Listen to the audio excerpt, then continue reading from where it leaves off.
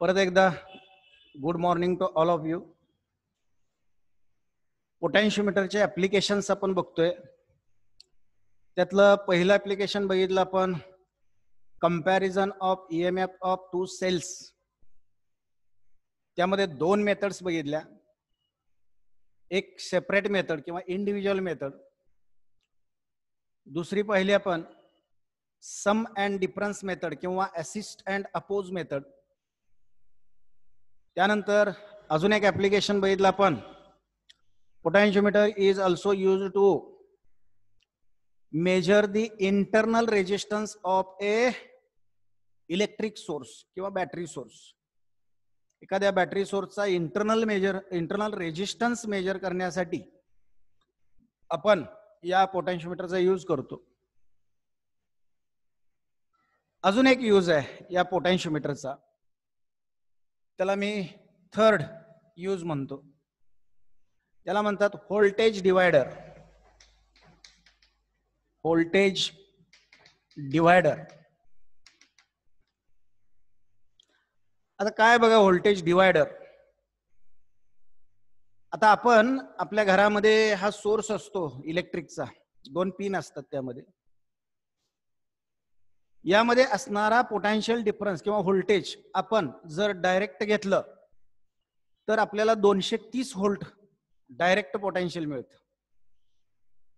पण असं डायरेक्ट आपल्याला न वापरता जर ते तोडून तोडून वापरायचं असेल, म्हणजेच काय 10 व्होल्ट, 50 व्होल्ट, 100 व्होल्ट, 150 व्होल्ट असं करत करत जर वापरायचं असेल, म्हणजेच त्या 230 व्होल्टला आपल्याला डिवाइड करायचं असेल, तर आपण ह्या पोटॅन्शिओमीटरचा यूज करू शकतो. म्हणून त्याला म्हणतात व्होल्टेज डिवायडर. आता कसा बघा, या ठिकाणी मी घेतोय ही पोटॅन्शिओमीटर वायर ए बी. आतापर्यंत आपण 3-4 मीटर घेऊन कनेक्ट करत होतो. आता चर्चेपुरतं आपलं एकच घेऊया, ए बी वायर आहे. या ए बी वायरच्या अक्रॉस एक इलेक्ट्रिक सोर्स मी लावला. या ठिकाणी थोडंसं ऑन ऑफ करण्यासाठी एखादी की टाकून देऊ आपण, किंवा बॅटरीचा इंटरनल रेजिस्टन्स काय असेल तो इथं. आता या बॅटरीचा ईएमएफ ई, या वायरचा काय असेल रेजिस्टन्स ए बी वायरचा, तो झाला एक्सटर्नल रेजिस्टर. या रेजिस्टर म्हणजेच वायरच्या अक्रॉस हा बॅटरी सोर्स व्ही एवढा ईएमएफ देतोय.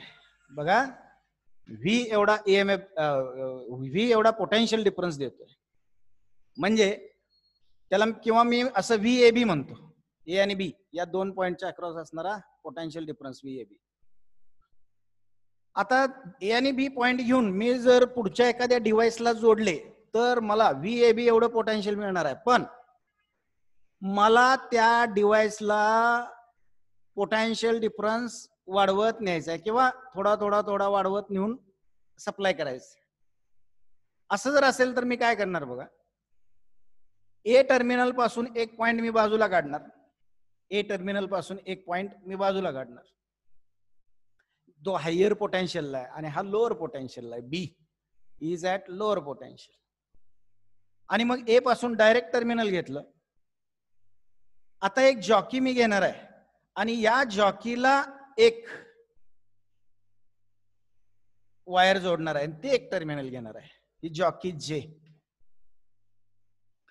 आता ही जॉकी तुम्ही जर समजा या ए च्या जवळ इथं या जे पॉइंटला टच केली, ही जॉकी इथं जर टच केली तर ए जे या दोन पॉइंट मध्ये काहीतरी पोटेन्शियल डिफरन्स असणार आहे. आणि तो पोटेन्शियल डिफरन्स ए आणि जे या दोन पॉइंट मध्ये त्या वायरची जी काही लेंथ आहे त्याला डायरेक्टली प्रोपोर्शनल असणार आहे. आणि मग यामध्ये जे काय पोटेन्शियल डिफरन्स ए आणि जे पॉइंटच्या मध्ये असेल तो मी या डिव्हाइसला देऊन टाकला. इथं डिव्हाइस म्हणतो बघा मी. डिव्हाइस काय तुमचं असेल, मोबाईल सर्किट आहे किंवा आणखी कुठलं सर्किट आहे, कुठलं काय असेल त्या डिव्हाइसला तुम्ही हे देऊन टाकले. मग आता तुम्ही डिव्हाइसला पोटेन्शियल दिलं किती बघा, V A J equal to बघा के के म्हणजे पोटेन्शियल ग्रेडियंट माहित आहे तुम्हाला, आपण घेतलंय आपण. VAB म्हणजे या वायरच्या दोन टर्मिनल मध्ये असणारं potential, total potential difference divided by या वायरची काय असेल ती लेंथ, त्याला मी एल म्हणतो. पोटेन्शियल ग्रेडियंट आपण बघितलं पोटेन्शियोमीटरच्या वेळेस. तो के इनटू या वायरची ए आणि जे या दोन पॉइंट मध्ये जे काय असेल लेंथ, ती लेंथ. एवढा पोटेन्शियल डिफरन्स तुम्ही आता तुमच्या डिव्हाइसला दिलाय, म्हणजे VAB मधला डिवाइड करून थोडासा दिलाय. आता तुम्हाला तो वाढवायचा असेल तर ही की स्लाइड करा फक्त इकडं बी कडं. समजा इथं आणली, लेंथ वाढली वायरची, ए पासून जे लेंथ वाढली म्हणजे पोटेन्शियल डिफरन्स वाढला, वाढलेला पोटेन्शियल डिफरन्स डिव्हाइसला मिळाला. अजून वाढवायचा आहे, इकडं आणा. कमी करायचा आहे, या बाजूला घ्या. अशा पद्धतीनं आपण VAB हे टोटल पोटेन्शियल डिफरन्स आपण डिवाइड करून वापरलं.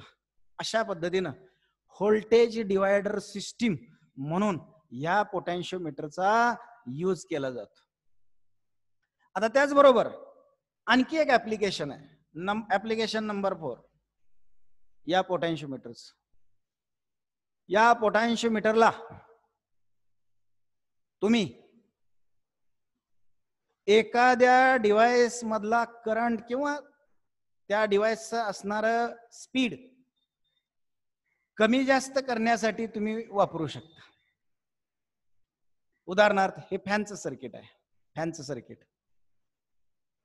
या ठिकाणी तुम्हाला सर्क्युलर स्वरूपात बरं का, अशा पद्धतीनं सर्क्युलर स्वरूपात ही पोटेन्शियोमीटर वायर दिलेली असते किंवा पोटेन्शियोमीटरची स्ट्रीप असते, स्ट्रीपच्या स्वरूपात असते वायर. आणि या स्ट्रीपवर तुम्ही काय करत असता, हा पोटेन्शियोमीटर एका स्विचनं, रोटेटरी स्विच म्हणतात त्याला, काही वेळा स्लाइडिंग स्विच असतो, काही वेळेला रोटेटरी स्विच असतो.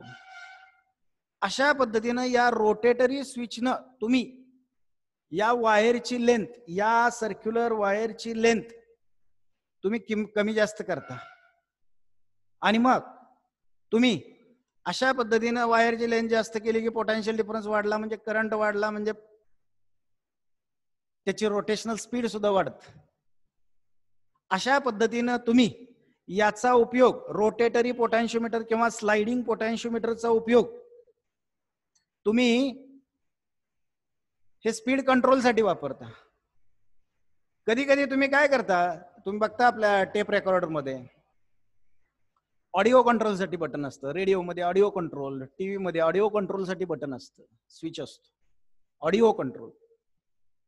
मग अशा पद्धतीचे लो सिग्नल ऑडिओ जे असतात, हे लो सिग्नल ऑडिओ कंट्रोल करण्यासाठी ऑडिओ कंट्रोल म्हणून याचा उपयोग केला जातो. Audio control. त्यामध्ये पण तुम्हाला स्लाइडिंग तरी स्विच देतात, स्लाइडिंग, स्लाइड होत जाणार असा असतो बघा, स्लाइड होत जातो. बाहेरून आपण फक्त स्लाइड करतो पुढे पाठीवर. किंवा रोटेटरी तरी असतो, म्हणजे असं फिरवण्याचं स्विच. असे दोन प्रकार स्विच दिलेले असतात. आणि मग आपण स्लाइड केला, लेंथ वाढवली, व्होल्टेज वाढतं, त्या प्रपोर्शन मध्ये ऑडिओ वाढतो, तो ऑडिओ सिग्नलची स्ट्रेंथ वाढते, आवाज वाढतो. कमी केला, आवाज कमी होतो. एवढंच नव्हे, या ऑडिओ सिग्नलच्या बाबतीत ज्या काही कॅरेक्टरिस्टिक आहेत, उदाहरणार्थ तुम्ही ट्रबल म्हणजे चाळ वाढवता, पुन्हा बास वाढवता, कमी करता, त्यानंतर मला हे इन्स्ट्रुमेंटच जास्त ऐकू आलं पाहिजे, ते इन्स्ट्रुमेंट जास्त ऐकू आलं पाहिजे, अशा पद्धतीच्या त्याच्या काही कॅरेक्टरिस्टिक असतात त्या ऑडिओच्या. त्याच्या कंट्रोलसाठी सुद्धा आपल्याला या पोटेन्शियोमीटरचाच यूज होतो, लक्षात घ्यायचं, त्याचाच यूज होतो, तेच यूज केलेले असतात. एवढंच नव्हे, एखादा फ्रिक्वेन्सी जनरेटर तुम्ही बघितला, त्या जनरेटर मधून आपण सप्लाय घेतो, एसी सप्लाय. त्या एसी सप्लायची जी फ्रिक्वेन्सी असते, ती फ्रिक्वेन्सी सुद्धा कमी जास्त करण्यासाठी अशा पद्धतीचेच पोटेन्शियोमीटर बसवले असतात. त्याला शॉर्ट मध्ये, इलेक्ट्रॉनिक्स मध्ये पॉट असं म्हणतात, पॉट म्हणतात शॉर्ट मध्ये पोटेन्शियोमीटरला. पॉट म्हणतात. अशा पद्धतीनं frequency attenuation, audio control, to control the characteristics of audio, असे काही कारणासाठी आपण या पोटेन्शिओमीटरचा यूज करतो. आणखी एक ऍप्लिकेशन आपल्याला बघायचं आहे, ऍप्लिकेशन नंबर 5. अजून एक ऍप्लिकेशन बघायचं आपल्याला, त्याला म्हणतात मोशन सेन्सॉर. Motion censor. आता यामध्ये काय केलेलं असतं, एखादी मशीन असेल त्यामध्ये मुव्हिंग पार्ट असतो, मग रोटेटर मोशन असेल किंवा लिनियर मोशन असेल, म्हणजे अँग्युलर असेल किंवा लिनियर असेल, ऑसोलेटरी पण असू शकते. अशा पद्धतीच्या मशीनचा हा मुव्हिंग पार्ट थोडासा पोटेन्शिओमीटरला कनेक्ट केलेला असतो, पोटेन्शिओमीटरला. आणि मग त्या पार्टची मोशन झाली की पोटेन्शिओमीटरवर वायरची लेंथ कमी जास्त होते, आणि ही वायरची लेंथ कमी जास्त झाली की त्यामधला पोटेन्शियल डिफरन्स, त्या 2 पॉइंट मधला पोटेन्शियल डिफरन्स हा कमी जास्त होतो. आणि हा पोटेन्शियल डिफरन्स म्हणजे हे व्होल्टेज त्यानंतर अँप्लिफायरला जोडलेलं असतं. अँप्लिफायर आता मी वापरतोय बघा, अँप्लिफायर म्हणजे इनपुट सिग्नलची स्ट्रेंथ आउटपुटला इन्क्रीज करण्यासाठी जे डिव्हाइस वापरतात त्याला अँप्लिफायर असं म्हणतात. To increase the strength of input signal at output is called amplification, and the device which does that amplification is called amplifier. आपला स्पीकरचा अँप्लिफायर हा वापरतोय बघा मी. अशा पद्धतीनं त्या मुव्हिंग मशीनच्या मुव्हिंग पार्टच्या मोशनमुळं पोटेन्शिओमीटर वायरची लेंथ कमी जास्त होते, त्यावरून जे पोटेन्शियल डिफरन्स मिळतो, व्होल्टेज मिळतं, ते कमी जास्त होतं. ते व्होल्टेज परत अँप्लिफाय होतं, आणि ते अँप्लिफाय व्होल्टेज आपल्या एखाद्या कॅलिब्रेटेड स्केलला दिलं जातं. आणि मग व्होल्टेज वाढलं त्या स्केलवर आपलं पॉइंटर पुढे जाईल, व्होल्टेज कमी झालं त्या स्केलवरचा पॉइंटर कमी होईल. म्हणजे अशा पद्धतीनं त्याच्यावर स्केल कॅलिब्रेट केलं जातं. मोशन आपण मोजतो, मग किलोमीटर पर आवर असेल, मीटर पर आवर असेल, व्हेलॉसिटी असेल. अशा पद्धतीनं ती व्हेलॉसिटी किती आहे मोशनची, अशा पद्धतीनं मोशन सेन्सॉर म्हणून या पोटेन्शिओमीटरचा यूज केला जातो. अशा पद्धतीने एक 4-5 ऍप्लिकेशन परत एकदा सांगतोय. Comparison of EMFs of 2 cells, determination of internal resistance of a battery source, number 3 voltage divider, number 4 audio control किंवा ऑडिओ कॅरेक्टरिस्टिक कंट्रोल, त्यानंतर मोशन सेन्सॉर. असे 5 एक ऍप्लिकेशन तुम्हाला दिलेले आहेत, तेवढे तुम्ही लक्षात ठेवायचे.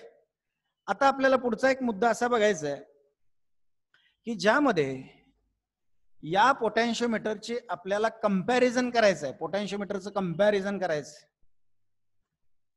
कुणाशी कंपेअर करायचं आहे तर व्होल्ट मीटरशी कंपेअर करायचं.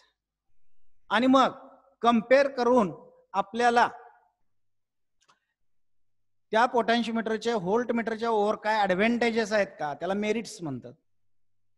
काही डिसएडव्हान्टेजेस आहेत का, त्याला डिमेरिट्स असं म्हणतात. मग advantages of potentiometer over voltmeter, अशा पद्धतीचा क्वेश्चन तुम्हाला बोर्ड विचारू शकतं. मग बघूया आपण, पहिल्यांदा बघूया मेरिट्स किंवा advantages. Advantages of potentiometer over voltmeter. त्यातला पहिला ऍडव्हान्टेज असा आहे, potentiometer is very sensitive than the volt meter.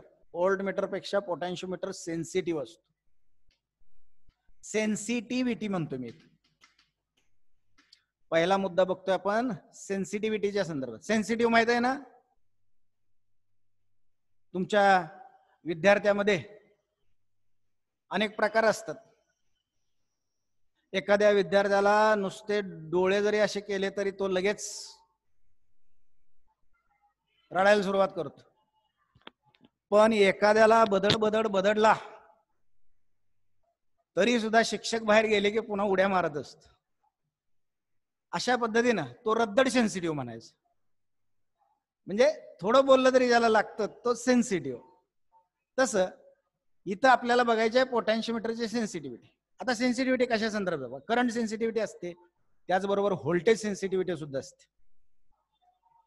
आता ही काय आहे सेन्सिटिव्हिटी? जर समजा एखादं 2 पॉइंट मधलं पोटेन्शियल डिफरन्स V एवढा आहे, तो मेजर करण्यासाठी तुम्ही व्होल्टमीटर वापरला. इथं व्होल्टमीटर वापरलाय. आता त्या 2 पॉइंट मधलं पोटेन्शियल थोडं अगदी किंचित बदललं तरी सुद्धा आपल्याला या व्होल्टमीटरनं लगेच रिफ्लेक्शन दाखवलं पाहिजे. कमी झालं तर कमी, वाढलं तर वाढलेलं लगेच दाखवलं पाहिजे, किंचित जरी कमी हे झालं तरी. पण व्होल्टमीटर असं दाखवत नाही. अगदी कमी जर प्रमाणात, अगदी पॉइंट मध्ये जर पोटेन्शियल डिफरन्स चेंज झाला तर आपला हा व्होल्टमीटर तो दाखवत नाही, म्हणजे सेन्सिटिव्हिटी कमी. पण त्याच ठिकाणी तुम्ही जर पोटॅन्शिओमीटर जोडला, या व्होल्टमीटरच्या ऐवजी जर पोटॅन्शिओमीटर जोडला, काय एक पॉइंट पोटॅन्शिओमीटरच्या एका वायरला आणि दुसरा पॉइंट जॉकीला, जेला, अशा पद्धतीनं पोटॅन्शिओमीटर जर जोडला तर किंचित जरी पोटॅन्शियल डिफरन्स मध्ये चेंज झाला या V मध्ये, तर पोटॅन्शिओमीटर मधला गॅल्व्हनोमीटर लगेच तुम्हाला डिफ्लेक्शन देतो. याचा अर्थ असा की पोटॅन्शिओमीटर हा व्होल्टमीटर पेक्षा जास्त सेन्सिटिव्ह आहे. The small amount of change in the potential difference is suddenly detected by potentiometer but not by voltmeter. So potentiometer is more sensitive than the voltmeter. हे झालं एक ऍडव्हान्टेज. त्यानंतर दुसरा एक ऍडव्हान्टेज आहे. या ऍडव्हान्टेज मध्ये EMF लिहितोय नुसतं.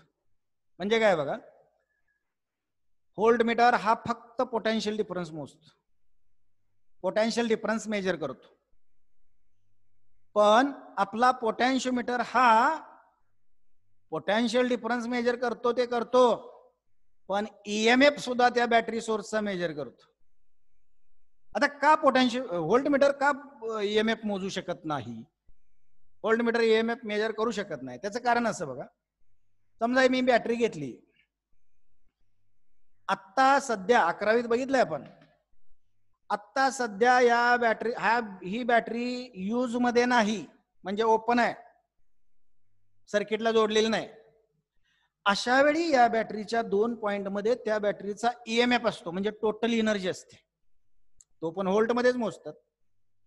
पण ज्यावेळी आपण हा बॅटरी सोर्स एखाद्या सर्किटला, समजा इथं रेजिस्टर टाकला मी R, या सर्किटला मी जर जोडला तर आता या बॅटरीच्या 2 टर्मिनल मध्ये A आणि B मध्ये आता त्या बॅटरीचा EMF नसतो, पोटॅन्शियल डिफरन्स असतो. काय असतो? Potential difference. म्हणजे फक्त बाहेर दिलेली एनर्जी, ती पण व्होल्ट मध्येच मोजतात. पोटॅन्शियल डिफरन्स आणि EMF दोन्ही व्होल्ट मध्ये मोजतात. आणि मग आता समजा तुम्ही अशा पद्धतीनं याच्या मेजरमेंटसाठी, EMF मेजरमेंटसाठी व्होल्टमीटर जर जोडला, व्होल्टमीटर मध्ये असते कॉईल, त्या कॉईल मध्ये मधून लगेच करंट पास होतो. बघा, करंट पास होतो लगेच, स्मॉल का असे ना, एक समजा 2 मिली एम्पियर ते 10 मिली एम्पियर एवढा करंट त्यातून पास होतो. स्मॉलच आहे, करंट स्मॉल आहे, मान्य. पण त्यामुळे ही बॅटरी ऑन झाली, आणि बॅटरी ऑन झाल्यामुळं या व्होल्टमीटरच्या अक्रॉस या बॅटरीचा फक्त पोटॅन्शियल डिफरन्सच असतो, EMF असू शकत नाही. EMF साठी बॅटरी ऑफ पाहिजे, आणि आपण तेच करतोय पोटॅन्शिओमीटर मध्ये. आठवलं का? बघा, जॉकी स्लाइड करून असा पॉइंट त्या पोटॅन्शिओमीटर वायरवरचा मिळवतो की जेणेकरून त्या लूप मधल्या गॅल्व्हनोमीटरचा करंट 0 होतो. याचा अर्थ लूप ऑफ झालं म्हणजे बॅटरीचा EMF राहिला. असे काय नाही, PD पण मोजू शकतो बॅटरीचा. बॅटरीच्या सिरीज मध्ये रेजिस्टन्स टाकला की बॅटरी ऑन राहिली, मग PD मोजतो. मोजलाय की आपण इंटरनल रेजिस्टन्स ऑफ सेल मध्ये. अशा पद्धतीनं पोटॅन्शिओमीटरचा use of potentiometer is for both to measure the EMF of a battery source as well as potential difference of a battery source, but voltmeter only measures potential difference. हा एक दुसरा advantage आहे पोटॅन्शिओमीटरचा. अजून एक तिसरा ऍडव्हान्टेज आहे, त्याला म्हणतात ॲक्युरसी. ॲक्युरसी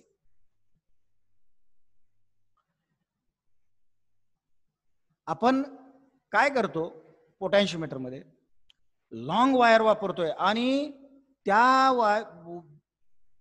वायरवरच्या 2 पॉइंट मधला पोटेन्शियल डिफरन्स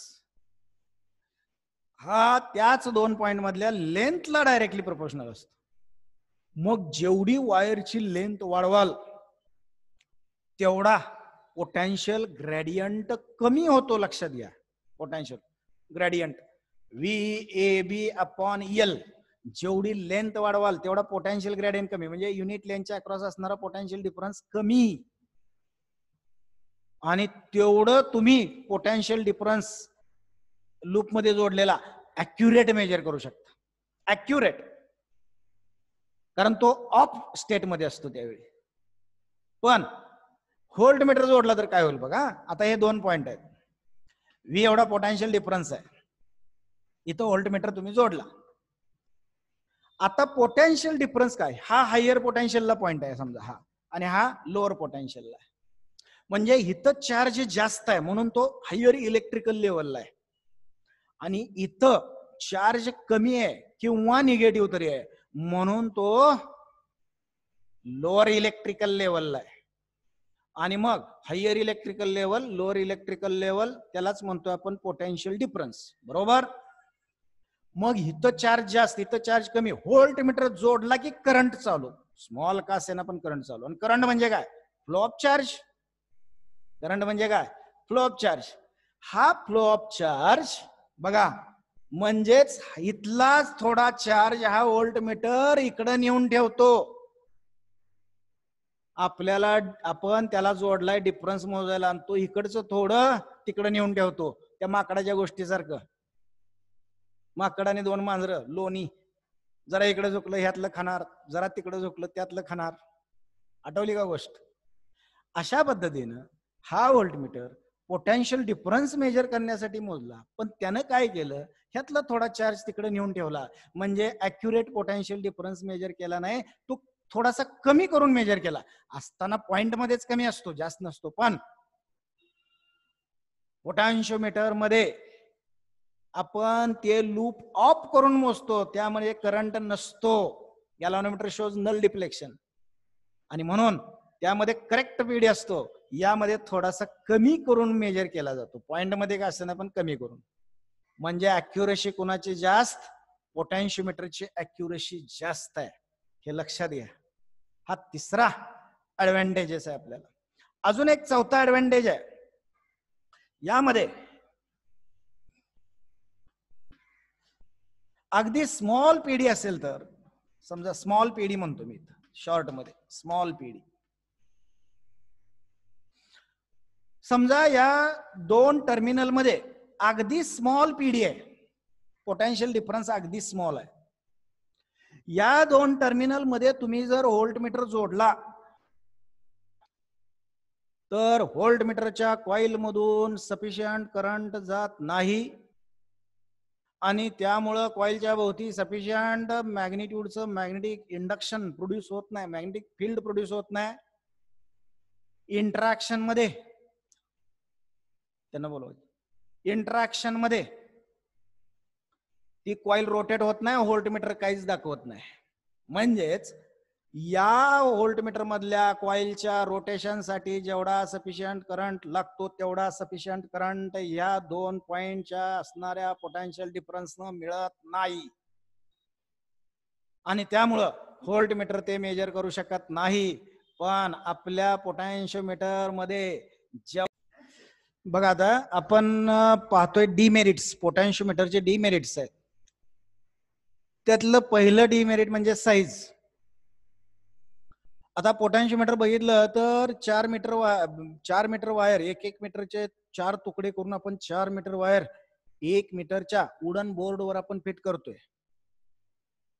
मग थिकनेस जरी एवढा असला किंवा विड्थ जरी एवढी असली तरी लेंथ 1 मीटर आहे. तो बोर्ड, त्याबरोबर बॅटरी सोर्स, प्लग की, रिओस्टॅट, एवढ्या गोष्टी आपल्याला त्याच्याबरोबर कनेक्ट करण्यासाठी न्याव्या लागतात. आणि मग ह्याची साईज मोठी होते. पण व्होल्ट मीटर बघा, एका हातात आपण उचलून घेऊन जातो. व्होल्ट मीटर तुम्ही लॅबमध्ये वापरता, इलेक्ट्रिक आणि इलेक्ट्रॉनिक एक्सपेरिमेंटसाठी तुम्ही व्होल्ट मीटर वापरता. एका हातातून आपण घेऊन जातो, एवढाच बॉक्स असतो. म्हणजे व्होल्ट मीटरची साईज पोर्टेबल आहे, पण याची साईज अनपोर्टेबल असल्यामुळं आपल्याला थोडंसं यूज करण्याला अडचणी येतात. दुसरं एक डिमेरिट आहे. व्होल्ट मीटर आपण एखादा पोटेन्शियल डिफरन्स मेजर करण्यासाठी कनेक्ट केला तर व्होल्ट मीटर तुम्हाला डायरेक्ट रीडिंग देतो. व्होल्ट मीटर तुम्हाला डायरेक्ट रीडिंग देतो. किती व्होल्ट? 5 व्होल्ट, 8 व्होल्ट, 10 व्होल्ट, असं डायरेक्ट रीडिंग देतो. पण यामध्ये तसं नाही.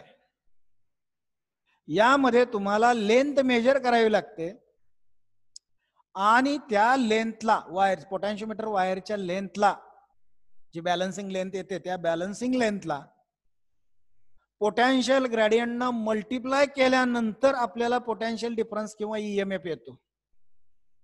म्हणजे दुसरा ड्रॉबॅक असा आहे, it does not give direct reading of that potential difference or EMF.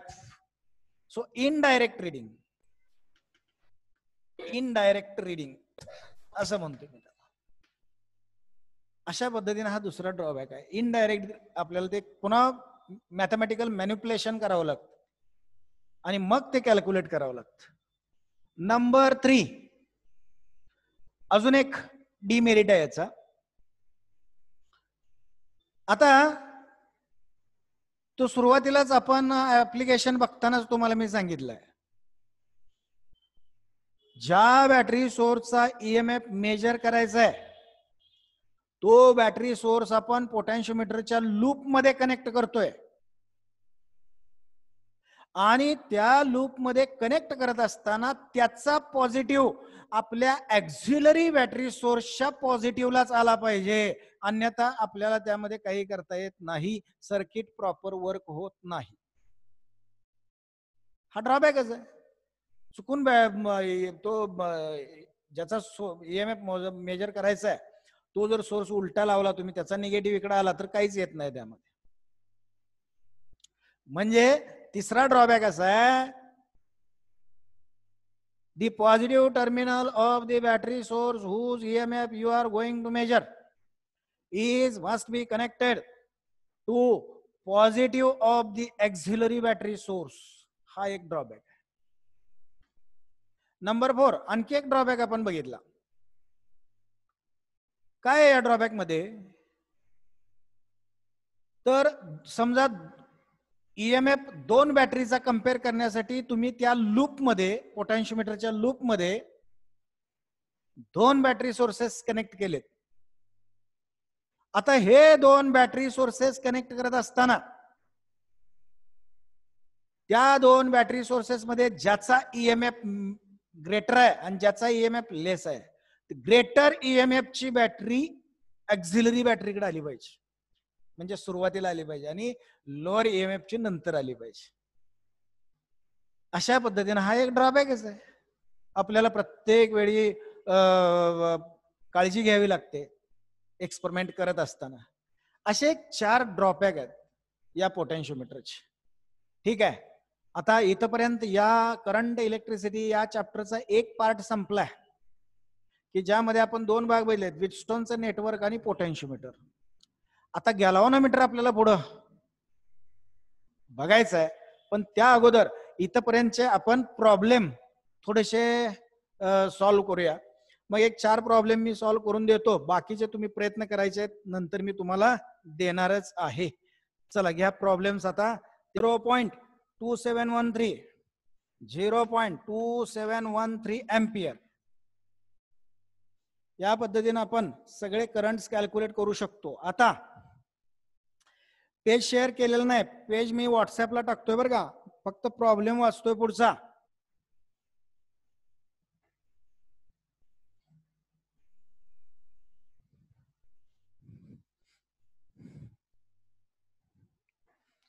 बघा सेकंड प्रॉब्लेम नंबर 2 त्या पेजवरचा. The current flowing through an external resistance of 2 ohm, बाहेरचा रेजिस्टन्स दिलाय 2 ओहमचा, इज 0.5 एम्पियर आणि तो करंट दिलाय आय म्हणूया सुरुवातीला 0.5 ampere. when it is connected to the terminals of the cell, बर this current reduces to 0.25, म्हणजे हा करंट I1 म्हणूया आणि इतर रेजिस्टन्स R1 म्हणूया, reduces to 0.25 ampere when the external resistance is 5 ohm. म्हणजे हा करंट I2 किती 0.25 एम्पियर एवढा होतो कधी, ज्यावेळी आपण हा एक्सटर्नल रेजिस्टन्स R2 किती करतो 5 ओहम करतो. बघा R1 ला I1 R2 असताना I2 एवढा करंट त्यातून पास होतोय असं दिलंय. Using Kirchhoff's laws find EMF of a cell. क्रिचॉफचा लॉचा यूज करून आपण या सेल मधला सेलचा EMF कॅल्क्युलेट करतोय. बघा आता मी काय करतो, कंप्लीट सर्किट कसं आहे बघा, हा बॅटरी सोर्स तो एकच आहे. पहिल्यांदा R1 जोडलाय आपण इथं, R1 एक्सटर्नल रेजिस्टन्स. बॅटरीला इंटरनल रेजिस्टन्स निग्लिजिबल आहे नाहीच का दिलाय, करंट फ्लोइंग थ्रू एक्सटर्नल नाही, बॅटरीचा इंटरनल रेजिस्टन्स नाही बॅटरीला, हे लक्षात घ्या. दिलाय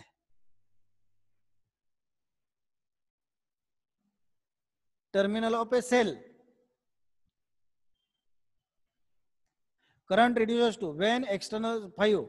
use Kirchhoff's laws to find EMF of cell. सेलचा EMF काढायचा फक्त. आणि मग बॅटरीचा इंटरनल रेजिस्टन्स समजा स्मॉल आर आहे असं समजूया आपण, स्मॉल आर आहे कारण त्यांनी दिलं निग्लिजिबल रेजिस्टन्स आहे असं काही म्हटलेलं नाही त्या प्रॉब्लेम मध्ये. स्मॉल आर घेऊ आपण, एकदा R1 जोडायचा आहे आणि एकदा R2 जोडायचा आहे, लक्षात घ्या. मग आता पहिल्यांदा मी या कंप्लीट सर्किट साठी लिहू शकतो, या सर्किटचा EMF म्हणजे R1 मधून जाणारा करंट I1 इनटू या पाथ मधला पहिल्या पाथ मधला resistance R1 plus small R. बघा याला इक्वेशन 1 म्हणतो. आता R2 जोडलेला असताना, आता R1 कॅन्सल केला आणि R2 जोडला, अशा वेळी मी इक्वेशन लिहितो, EMF तोच आहे, E इक्वल टू करंट आहे त्यावेळी असणार आहे I2, करंट I2 असणार आहे इन टू ब्रॅकेट, त्यावेळी रेजिस्टर एक्सटर्नल आहे R2 प्लस इंटरनल रेजिस्टन्स तोच आहे, इक्वेशन 2.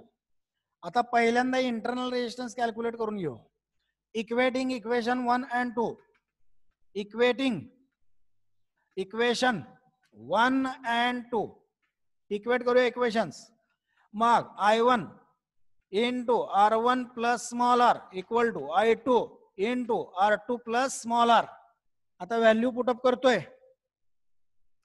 I1 करंट आहे 0.5 इंटू ब्रॅकेट R1 आहे 2 प्लस इंटरनल रेजिस्टन्स कॅल्क्युलेट करायचं आहे, इक्वल टू करंट I2 आहे 0.25 इंटू ब्रॅकेट R2 आहे resistor 5 plus small R calculate करू अगोदर. मग 0.5 ला इकडे घेऊ आणि त्यांना आत मल्टिप्लाय करू, सो 2 प्लस आर. बघा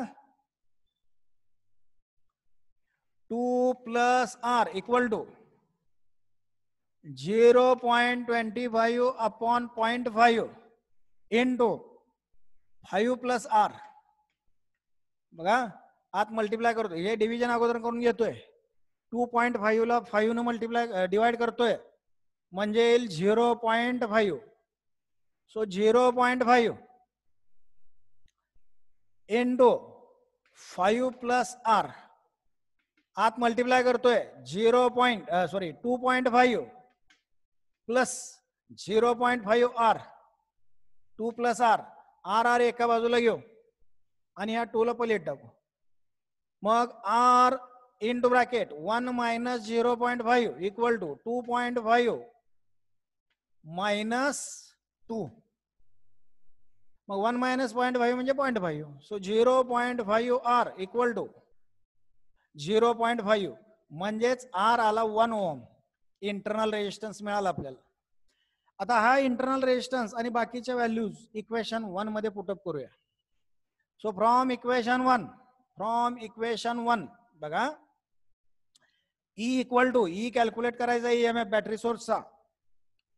I1 आपल्याला दिलाय 0.5, 0.5 इंटू ब्रॅकेट R1 आपल्याला दिलेला आहे 2 प्लस RI1 म्हणजे 0.5 इंटू 3 म्हणजेच 1.5 व्होल्ट झाला बघा ईएमएफ, या सर्किटमध्ये जोडलेला ईएमएफ.